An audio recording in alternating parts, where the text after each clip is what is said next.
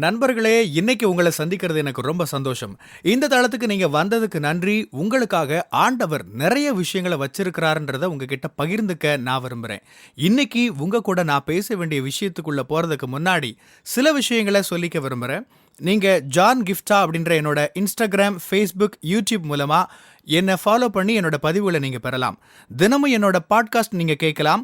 ஆண்டவரோட கிருபையில அதெல்லாம் நல்ல கிரியை செய்து வர்றத நான் பார்க்கிறேன். நீங்களும் அதை தினமும் கேளுங்க. நிச்சயமா அது உங்களுக்கு ஒரு பெரிய ஆசீர்வாதமா இருக்கும்னு என்னால சொல்ல முடியும்.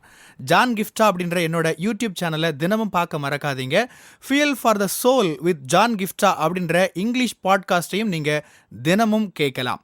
www.johngifta.com அப்படின்ற என்னோட வெப்சைட்லையும் இதெல்லாமே இருக்கும். நீங்க ஆண்டவரால வழிநடத்தப்பட விரும்புறீங்க. ஆண்டவர் உங்க நடைகளை வழிநடத்தணும்னு நீங்க ஆசைப்படுறீங்க. வேதம் தெளிவா நீதிமொழிகள் 3:6 சொல்லுது, உன் வழிகளில் எல்லாம் அவரை நினைத்துக்கொள், அப்போது அவர் உன் பாதைகளை செவைப்படுத்துவார். அவர் உங்களது முயற்சிகளை வெற்றியால் அலங்கரிப்பார்னு சில மொழிபெயர்ப்புகள் சொல்லுது. நாம பரிசுத்த ஆவியானவரால நடத்தப்படும் போது நம்ம ஆண்டவரோட பிள்ளைங்களா இருப்போம்னு வேதம் சொல்லுது. ஆண்டவர் உங்களை வழி நடத்தணும், உங்களோட நடைகள்ல அவர் கூட இருந்து நடத்தணும், ஆண்டவர் உங்களோட பேசணும், எது சரியான பாதை, அடுத்து எந்த முடிவு எடுக்கணும், எந்த திசையில போகணும்னு ஆண்டவர் என்னோட இருந்து சொல்லணும்னுலாம் நீங்க ஆசைப்படுறீங்க. ஆனா நிறைய நேரம் என்ன நடக்குதுன்னா, யதார்த்தமா நான் எதையும் செஞ்சுட்டா தப்பு இல்லை அப்படின்னு நம்ம நினைக்கிறோம். ஆனா நான் கேட்கிறேன், ஆண்டவரோட குரலை கேட்கறதுல யதார்த்தமா செஞ்சுட்டேன்னு சொல்ல முடியுமா? சிலர் அப்படி சொல்லிட்டு இருக்காங்க. 90% நேரத்துல நான் ஆண்டவரோட குரலை கேட்பேன், மீதி 10% நேரத்துல என்னோட சாய்ஸ் தான், நான் நினைச்சதை செய்வேன்னு சொல்றாங்க. நான் என்ன சொல்ல வர்றேன், மனுஷங்களா நாம தவறுகள் செய்யறோம், ஆண்டவரோட குரலை கேட்க நம்ம தவறிடுறோம், ஆண்டவரோட அறிவுறுத்தல்களை கேட்கறதுக்கு நம்ம தவறிடுறோம். அங்க போகாத, அதை செய்யாத, அது ஆபத்து அப்படின்னுலாம் சொல்ற அவரோட மெல்லிய குரலை கேட்கறதுக்கு நம்ம தவறிடுறோம். ஏன்னா நாம சில நேரங்கள்ல நாம விரும்புறதை செய்யறதுக்காக அதை விட்டுடுறோம். சில நேரங்கள்ல அப்படியான தவறுகளை நம்ம செஞ்சிடுறோம். ஆனா அதே ஒரு காரணமா எப்பவும் சொல்லிட்டு இருக்காதீங்க, என்னால பர்ஃபெக்டாலாம் இருக்க முடியாது, அதனால நான் என்ன விரும்புறேனோ அதையே செஞ்சுட்டு போயிடுறேன்னு சொல்லாதீங்க. சில நேரங்கள்ல ஓரளவுக்கு ஆண்டவரோட குரலை கேட்கறது, ஓரளவுக்கு அவருக்கு செவி கொடுக்கறது, இது எல்லாமே கொஞ்சமும் ஆண்டவரோட குரலையே கேட்காததை விட மோசமான நிலைமைக்கு ஆளாக்கிடும். ஆமா, மத்தேயு 2ஆம் அதிகாரத்திலிருந்து இதை நான் விளக்க விரும்புறேன். இது எல்லாருக்குமே ரொம்பவே பரிச்சயமான ஒரு வேத பகுதி தான். சாஸ்திரிகள் இயேசுவை பார்க்க வர்றாங்க. கிறிஸ்துமஸ் சீசன் இல்லையே இது, ஏன் இந்த வேத பகுதியை பத்தி பேசுறீங்கன்னு யோசிக்கிறீங்களா? நிறைய பேர் இந்த வேத பகுதியை கிறிஸ்துமஸ் காலங்கள்ல தான் வாசிச்சு தியானிக்கிறாங்க. ஆனா எனக்கு ஆண்டவர் இதுல முக்கியமான ஒரு விஷயத்த காட்டினாரு. ரொம்ப வல்லமையான ஒரு செய்தி இதுல இருக்குது. ஏரோது ராஜாவின் நாட்களில் யூதேயாவில் உள்ள பெத்லஹேமிலே இயேசு பிறந்த பொழுது கிழக்கிலிருந்து சாஸ்திரிகள் எருசலேமுக்கு வந்து, யூதருக்கு ராஜாவாக பிறந்திருக்கிறவர் எங்கே? கிழக்கிலே அவருடைய நட்சத்திரத்தை கண்டு அவரை பணிந்து கொள்ள வந்தோம் என்றார்கள். இதுல நம்ம புரிஞ்சுக்க வேண்டியது என்ன, இந்த சாஸ்திரிகள் தெய்வீக ஆலோசனையை பின்பற்றி வர்றாங்க. கிழக்கில இருந்து நட்சத்திரத்தை பின்பற்றி வர்றாங்க, எருசலேமுக்கு வர்றாங்க, யூதருக்கு ராஜாவா பிறந்திருக்கிறவர் எங்கேன்னு கேட்கிறாங்க. இது ஒரு நல்ல விஷயம்தான், ஞானமான காரியம் தான் நமக்கு தோணலாம். ஆனா கவனிங்க, இதுல ரொம்ப முக்கியமான ஒரு செய்தி இருக்கு. இந்த சாஸ்திரிகள் நீண்ட தொலைவுக்கு தெய்வீக வழிநடத்துதல அல்லது இந்த தெய்வீக அடையாளத்தை பின்பற்றி வர்றாங்க. அது யூதரின் ராஜா எங்க இருக்கிறாருன்னு வழிகாட்டுது. ஆனா அவங்க எருசலேமுக்கு வந்ததும் அவங்க ராஜா கிட்ட வர்றாங்க. வசனம் 3 பாருங்க. ஏரோது ராஜா அதை கேட்ட பொழுது அவனும் அவனோடு கூட எருசலேம் நகரத்தார் அனைவரும் கலங்கினார்கள். இந்த சாஸ்திரிகள் எருசலேமுக்கு வந்து பிறந்திருக்கிற ராஜா எங்கன்னு ஒரு கேள்வி கேட்டதுனால அங்க ஒரு பெரிய கலக்கம் உண்டாகுது. ஜான், இதுக்கும் நம்ம தலைப்புக்கும் என்ன சம்பந்தம்னு நீங்க கேட்கலாம். நான் சுருக்கமாவே சொல்லிடுறேன். அந்த பிறந்திருக்கிற ராஜா எருசலேம்ல இல்லைன்னு அவங்க தெரிஞ்சுக்கிட்டாங்க.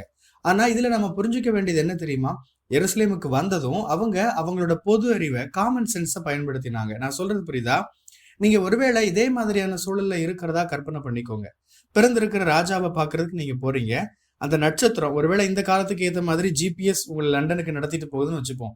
நீங்க என்ன பண்ணுவீங்க, இனிமே எனக்கு ஜிபிஎஸ் எல்லாம் வேணாம், இதுக்கு மேல எனக்கு வழி தெரியும், நான் பக்கிங்ஹாம் மாளிகைக்கு நேரா போயிடுவேன், அங்க போய் பிறந்திருக்கிற ராஜா எங்கன்னு கேட்பேன் அப்படின்லாம் யோசிப்பீங்க இல்லையா?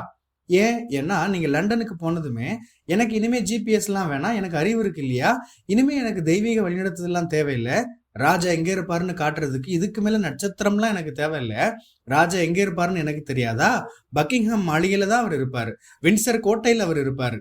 இதுதான் இங்கிலாந்தோட அரச குடும்பத்தில் உள்ளவங்க இருக்கிற இடம். இப்படிதான் உங்களோட மூளை யோசிக்கும். இனிமே தெய்வீக வழிநடத்துதல் தேவைன்னு யோசிக்க மாட்டீங்க. அதைத்தான் அந்த சாஸ்திரிகளும் செஞ்சாங்க. எருசலேமுக்கு வந்ததுமே அவங்க நட்சத்திரத்தை பின்பற்றுறதை விட்டுட்டாங்க. அவங்களோட அறிவை பயன்படுத்தி ஏரோது கிட்ட போனாங்க. என்ன நடந்துச்சு? ஏரோது ராஜா அதை கேட்ட பொழுது அவனும் அவனோடு கூட எருசலேம் நகரத்தார் அனைவரும் கலங்கினார்கள். அவங்களோட உரையாடலுக்கு பிறகு என்ன நடந்தது? ஏரோது சொல்றாரு, நீங்க போய் குழந்தைய பார்த்துட்டு வந்து என்கிட்டயும் சொல்லுங்க, நானும் போய் வணங்குவேன். ஆனா அது உண்மை இல்லை. அவர் போய் அந்த குழந்தையை கொல்லணும்னு தான் நினைச்சாரு. வசனம் 9 பாருங்க. ராஜா சொன்னதை அவர்கள் கேட்டு போகையில், இதோ அவர்கள் கிழக்கிலே கண்ட நட்சத்திரம் பிள்ளை இருந்த ஸ்தலத்திற்கு மேல் வந்து நிற்கும் வரைக்கும் அவர்களுக்கு முன் சென்றது. அந்த நட்சத்திரம் பிள்ளை இருந்த இடம் வரைக்கும், அதாவது பெத்லகேம் வரைக்கும் அவங்கள நடத்தி கொண்டு போச்சுது. அப்ப என்ன அர்த்தம்? நட்சத்திரம் அவங்கள வழிநடத்துறத நிறுத்தல, அவங்க தான் அந்த நட்சத்திரத்தை பார்க்கறத அல்லது கவனிக்கிறத நிறுத்திட்டாங்க. ஆக இந்த பிரச்சனை என்ன? ஆண்டவர் வழிநடத்துறத நிறுத்தல, ஆண்டவர் பேசுறத நிறுத்திடல, அவர் ஆலோசனை கொடுக்கறத நிறுத்தல, யாரை சந்திக்கணும், யாருக்கிட்ட பேசணும்னு ஆண்டவர் சொல்லாம இல்ல. பிரச்சனை நம்ம கிட்டதான் இருக்கு. நாம தான் அவரை கவனிக்கிறத நிறுத்திட்டோம். இதேதான் அந்த ஞானிகளுக்கு நடந்துச்சு. நட்சத்திரம் நின்றுடல, அவங்க நட்சத்திரத்தை பார்க்கறத நிறுத்திட்டாங்க. குழந்தை இருந்த இடம் வரைக்கும் நட்சத்திரம் வழிகாட்டியதாக வேதம் தெளிவா சொல்லுது. அவர் உங்களுக்கு வழிகாட்டுவார்னு வேதம் சொல்லுது. எப்ப? எல்லா சூழல்கள்லையும் அவரை நம்ம அங்கீகரிக்கும் போது. அதாவது ஆண்டவர் முழுவதுமாக உங்களை நடத்த விரும்புறாரு. நீங்க அடைய வேண்டிய இடம் வரைக்கும் உங்களை நடத்துறதுக்கு அவர் விரும்புறாரு. ஒவ்வொரு நடையும் கூடவே அவர் வர விரும்புறாரு. நீங்க போக வேண்டிய இடத்துக்கு போய் சேர்ந்துட்டீங்களான்னு உறுதி பண்றதுக்கு அவர் விரும்புறாரு. ஆனா பிரச்சனை என்ன? பல நேரங்கள்ல நாம, எனக்கு ஆண்டவரோட வழிநடத்துதல் தேவையில்லை, என்னோட மூளையை நான் பயன்படுத்திக்கிறேன், எனக்கு ஆண்டவரோட ஞானம் தேவையில்லை, என்னோட அறிவை நான் பயன்படுத்திக்கிறேன், நான் படிச்சதை பயன்படுத்திக்கிறேன், என்னோட புரிதலை பயன்படுத்திக்கிறேன், இப்படிலாம் சொல்றோம். வேதம் தெளிவா சொல்லுது, உன் சுய புத்தியின் மேல் சாயாதே. ஆனா அதைத்தான் அந்த ஞானிகள் செஞ்சாங்க. அவங்க அந்த நட்சத்திரத்தை கடைசி வரை சரியா பின்பற்றல. ஒரு குறிப்பிட்ட தூரம் வரைக்கும் தான் பின்பற்றினாங்க. கிழக்குல இருந்து நெடுந்தூரமா அவங்க நட்சத்திரத்தை பின்பற்றி தான் வந்தாங்க. ஆனா அந்த இடத்துக்கு வந்ததும் நட்சத்திரத்தை பின்பற்றுறத நிறுத்திட்டாங்க. நீங்க 90% நேரம் ஆண்டவருக்கு செவி கொடுக்கலாம். ஆனா நீங்க செவி கொடுக்காத அந்த 10% நேரம் இருக்கே, அது உங்களை தவறான இடத்துக்கு வழிநடத்திடும். இது சின்ன விஷயம் தானேன்னு நீங்க சொல்லலாம். ஆனா அதனால, அந்த சின்ன விஷயத்தினால பெரிய பின்விளைவுகள் இருக்கு. அதை மறந்துடாதீங்க. அவங்க கடைசி இலக்கு அடைஞ்சிட்டாங்க, சரிதான். இயேசுவை பார்த்தாங்க, அவரை வணங்கினாங்க, வரலாறுல இடம் பிடிச்சிட்டாங்க. இது எல்லாமே சந்தேகமே இல்லாம நடந்தது உண்மை. அவங்களால ஒரு தாமதம் அங்க நடந்தாலும் கூட அவங்க செய்ய வேண்டியதை அவங்க செஞ்சு முடிச்சுட்டாங்க. ஆனா இங்க பிரச்சனை என்ன? இவங்க அரண்மனைக்கு போயிட்டதுனால ஏரோது ராஜா கோபம் அடைகிறான். எல்லா ஆண் குழந்தைகளையும் கொல்லுறதுக்கு ஆணையிடுறான். இதை எல்லா ஆண் குழந்தைகளும் எதனால கொல்லப்பட்டாங்க?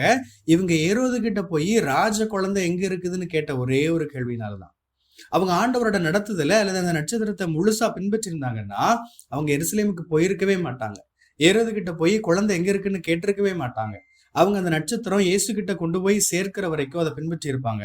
ஆனா அந்த தெய்வீக அறிவுறுத்தல்களுக்கு முழுசா செவி கொடுக்காததுனால நிறைய குழந்தைகள் கொல்லப்பட்ட ஒரு பேரழிவு அங்க நடந்துச்சு. நான் என்ன சொல்ல வரேன்? ஆண்டவரோட வார்த்தைக்கு செவி கொடுக்கறதையோ அவரால் நடத்தப்படுறதையோ ஒரு குறிப்பிட்ட தூரம் வரைக்கும்னு செய்யாதீங்க. முழுமையா நடத்தப்பட இடம் கொடுங்க. இந்த ஞானிகள் எப்படிதான் ஆண்டவருக்கு முழுமைக்குமா செவி கொடுக்காம எருசலேமுக்கு வந்த அடுத்த நிமிஷமே, இதுக்கு மேல எனக்கு நட்சத்திரம் தேவையில்லை, நான் என்னோட அறிவை இனிமே பயன்படுத்திக்கிறேன், நானே முடிவெடுத்துக்கிறேன்னு சொன்னாங்க. என்ன நடந்துச்சு? ஏரோது கிட்ட போனாங்க. அதனால கடைசியில நிறைய குழந்தைங்க கொல்லப்பட்டாங்க. ஆண்டவரே, உமக்கு ஒரு குறிப்பிட்ட தூரம் வரைக்கும் செவி கொடுக்க மட்டுமில்ல, முழுமைக்குமாக என்னை நடத்துங்க, என்னை வழி நடத்துங்க, பாதைகளை காட்டுங்க, நான் எப்படி போகணும்னு நீங்க தான் என்னை நடத்தணும்னு நான் விரும்புறேன், அடுத்து என்ன செய்யணும், என்ன நடவடிக்கை எடுக்கணும் நீங்க எனக்கு காட்டுங்க, கொஞ்சம் இல்ல குறிப்பிட்ட பகுதியில முழுவதுமாக நீங்க என்ன நடத்துங்க, இப்படி அவரை பார்த்து நீங்க சொல்லணும். ஒருவேளை நீங்க சொல்லலாம், ஜான் ஆண்டவரை பின்பற்றாமலே இருக்கிறதுக்கு 90% அவரை பின்பற்றுறது பரவாயில்ல தானே அப்படின்னு சொல்லலாம். நான் சொல்றேன் பாருங்க, இந்த ஞானிகள் நட்சத்திரத்தையே பின்பற்றாம இருந்திருந்தாங்கன்னு வைங்க, அவங்க அதை பத்தி யோசிக்கவே இல்லை, இயேசு கிட்ட வரணும்னு எண்ணமே இல்லைன்னு வைங்க, அவங்களுக்கு அவங்க வரலாற்றுல இடம் பிடிச்சிருக்க மாட்டாங்க. கர்த்தாதி கர்த்தாவும் ராஜாதி ராஜாவுமானவர் அவங்க சந்திச்சிருக்கவே மாட்டாங்க. சௌகரியமான ஒரு இடத்துலயே இருந்திருப்பாங்க, எல்லாம் சரிதான். ஆனா அவங்க வீட்டை விட்டு வெளியில வராம இருந்திருந்தாங்கன்னா அவங்க எருசலேமுக்கே வந்திருக்க மாட்டாங்க.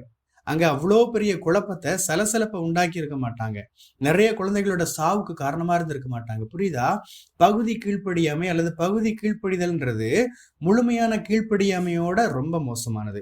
அவங்க அந்த நட்சத்திரத்தை பின்பற்றவே இல்லைன்னு வைங்க, இந்த குழந்தைங்க கொல்லப்பட்டிருக்கவே மாட்டாங்க. நான் என்ன சொல்ல வர்றேன்னா, புரியுதா? அதுக்காக நீங்க ஆண்டவருக்கு கீழ்ப்படியாம சும்மா உட்கார்ந்துருங்கன்னு நான் சொல்ல வரல, அது என்னோட செய்தி இல்லை. நான் என்ன சொல்ல வர்றேன், 90% ஆண்டவரை நான் பின்பற்றுறேன் இல்லையா, அது போதுமேனு நினைக்கிறவங்களுக்காக நான் பேசிட்டு இருக்கேன். ஆண்டவரை ஆண்டவரை பார்த்து சொல்லுங்க, ஆண்டவரே நான் அந்த ஞானிகளை போல இருக்க விரும்பல. 90% உங்களை பின்பற்றிட்டு 10% பின்பற்றாம போனதுனால ஒரு அழிவை உண்டாக்கிட்டாங்க. அப்படி ஒரு இடத்துக்கு நான் வர விரும்பல. இவ்வளவு தூரம் ஆண்டவரை பின்பற்றினா போதும், மீதி என்னோட சாய்ஸ், என்னோட முடிவுன்னு நான் சொல்லிக்க விரும்பல. அந்த மீதி தான் நிறைய பேரோட அழிவுக்கு காரணமா இருந்திருக்கு, நிறைய பேரோட வேதனைக்கு காரணமா இருந்திருக்கு. ஆண்டவர் விரும்புறதை நீங்க முழுசுமா செய்வீங்கன்னா நீங்க அநேகருக்கு ஒரு பதிலா இருக்க முடியும், நற்செய்தியை நீங்க கொண்டு போக முடியும், நீங்க ஒரு மாற்றத்தை உருவாக்க முடியும், ஆண்டவரோட ராஜ்யத்துல பெரிய தாக்கத்தை உண்டாக்க முடியும். ஆண்டவரே, இந்த வார்த்தைகள் இவர்கள் முன்னே கடந்து போகட்டும். இதை கேட்கிற ஒவ்வொரு பேரும் உற்சாகப்படுத்தப்படட்டும். ஒரு குறிப்பிட்ட தூரம் வரைக்கும் அல்ல, முழுமைக்குமாக உங்களுக்கு அவங்க செவி கொடுக்கட்டும், உங்களை பின்பற்றட்டும், நீர் அவங்களை வழிநடத்தும். ஆலோசனை கர்த்தராயிரும். இயேசுவின் நாமத்தில் ஜெபிக்கிறேன், ஆமென். கர்த்தர் உங்களை ஆசீர்வதிப்பாராக. உங்களுடைய பகுதிகளில் பிரசங்கிக்க என்னை அழைக்க நீங்க விரும்பினா டிஸ்கிரிப்ஷன்ல இருக்கிற இமெயில் மூலமா என்ன நீங்க தொடர்பு கொள்ளலாம். பிரியமானவங்களே, இந்த செய்தி மூலமா நீங்க உற்சாகம் அடைஞ்சிருப்பீங்க, ஆசீர்வதிக்கப்பட்டிருப்பீங்கன்னு விசுவாசிக்கிறேன். திரும்பவும் ஞாபகப்படுத்துறேன், நீங்க ஜான் கிஃப்டா அப்படின்ற என்னோட இன்ஸ்டாகிராம், ஃபேஸ்புக், யூடியூப் மூலமா என்னை ஃபாலோ பண்ணி என்னோட பதிவுகளை பெறலாம். ஜான் கிஃப்டா அப்படின்ற என்னோட யூடியூப் சேனலை தினமும் பார்க்க மறக்காதீங்க. Fuel for the soul with John Gifta அப்படின்ற இங்கிலீஷ் பாட்காஸ்டையும் நீங்க தினமும் கேட்கலாம். பாட்காஸ்ட் எபிசோடுக்கு நீங்க உங்களோட ரேட்டிங், ரிவ்யூ கொடுத்து ஷேர் பண்ண மறக்காதீங்க. www.johngifta.com அப்படின்ற என்னோட வெப்சைட்லையும் இது எல்லாமே இருக்கும். இந்த ஊழியத்தால நீங்க ஆசீர்வதிக்கப்பட்டிருந்து மற்றவங்களுக்கும் இதே ஆசீர்வாதம் சேரணும்னு விரும்பினா நீங்களும் எங்க கூட சேர்ந்து ஆண்டவரோட ராஜ்யத்தை கட்டுற இந்த பணியை உங்களோட நிதி ஆதரவு மூலமாகவும் தாங்கலாம். கூகுள் பே அல்லது நெட் பேங்கிங் அல்லது பேபால் மூலமா நீங்க ஆதரவு தரலாம். எல்லா விவரங்களையும் டிஸ்கிரிப்ஷன்ல நீங்க பார்க்கலாம். ஆண்டவர் உங்களை ஆசீர்வதிப்பாராக.